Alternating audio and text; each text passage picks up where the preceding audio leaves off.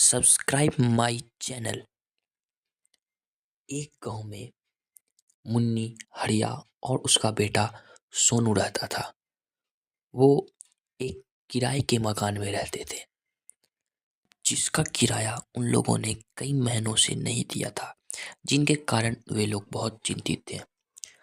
यह सोच ही रहे थे कि तभी मकान मालिक वहां आ पहुंचा और उसने कहा, हरिया, तूने अगर आज शाम तक किराया नहीं दिया तो ये घर खाली करना पड़ेगा, नहीं तो मैं तेरा सामान बाहर करवा दूंगा। इतने में हरिया कहता है, मालिक, मुझे तो 2 वक्त की रोटी भी नसीब नहीं होती, मैं इतने जल्दी पैसे का इंतजाम कहाँ से। हरिया बोलता है, मालिक, मेरे बीवी बच्चे हैं, मैं इन्हें लेकर कहाँ भटकूंगा और मैं शाम तक किराया कैसे दे पाऊंगा। इतने में मकान मालिक चिढ़ जाता है और वह डांटने धमकाने लगता है और वह वहां से फिर चला जाता है।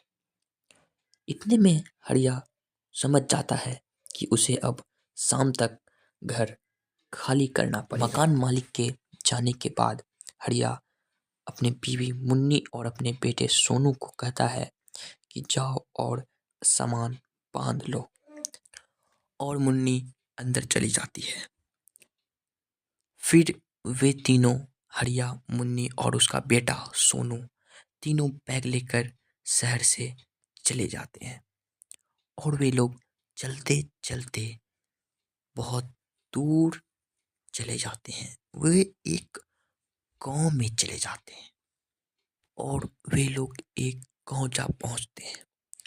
वे लोग गांव में कुछ दूर चलते चलते उन लोगों को एक घर दिखाई पड़ता है। वे लोग उस घर की तरफ बढ़ रहे थे और हरिया उस घर का दरवाजा खटखटाते हुए बोलता है, कोई है, कोई है, कोई अंदर है जी। और अचानक और घर का दरवाजा अचानक खुलता है। फिर वो तीनों अंदर पहुंच जाते हैं और देखते हैं तो अंदर में कोई नहीं रहता है। हरिया, मुन्नी और उसका बेटा सोनू तीनों आपस में बोलते हैं, यहाँ पे लगता है कोई नहीं है। वे तीनों आपस में गप कर ही रहे होते हैं, तभी अचानक एक स्त्री वहां आ पहुंचती है और वह कहती है, अजी आइए अंदर, आपका हमारे घर में स्वागत है। इतना कहने के बाद वो लेडीज तीनों के लिए चाय बना के लाती है और तीनों को चाय देती है और सब चाय और फिर हरिया कहता है, हम लोग झूठ फूस इतना टेंशन ले रहे थे, ये घर तो अच्छा है, चलो आज रात का इंतजाम हो गया है। फिर रात होती है और वो तीनों सो जाते हैं उसी घर में। फिर अचानक वो औरत उस हड़िया के अंदर आ जाती है और हड़िया अपने बीवी बच्चों की तरफ तेजी से बढ़ रहा होता है। इतने में ही अचानक उन दोनों को कुछ सुनाई पड़ता है और वे दोनों घबराहट की वजह से उठ जाते हैं। फिर उन दोनों की तरफ बढ़ता है। वे दोनों बहुत ही ज्यादा घबरा जाते हैं और उसके बाद हरिया उन दोनों के पीछे भागता है। वे दोनों डरते डरते घर के बाहर भाग रहे होते हैं और उनके पीछे हरिया भी आ रहा होता है। वे दोनों माँ बेटे, मुन्नी और उसका बेटा सोनू, घर से बाहर निकलता है और बहुत दूर जंगल में एक साधु बाबा के पास जा पहुंचता है। वे दोनों साधु बाबा के पास पहुंच जाते हैं। तभी मुन्नी बहुत रोने लगती है। फिर उसका बेटा सोनू बाबा को सारी बात बताता है। बाबा, मेरे पिताजी पे भूत आ गया है। मैं शहर में रहता था, फिर मैं गांव आ गया और वहां पे मुझे एक घर दिखा। वो देखिए बाबा, मेरे पापा आ गए।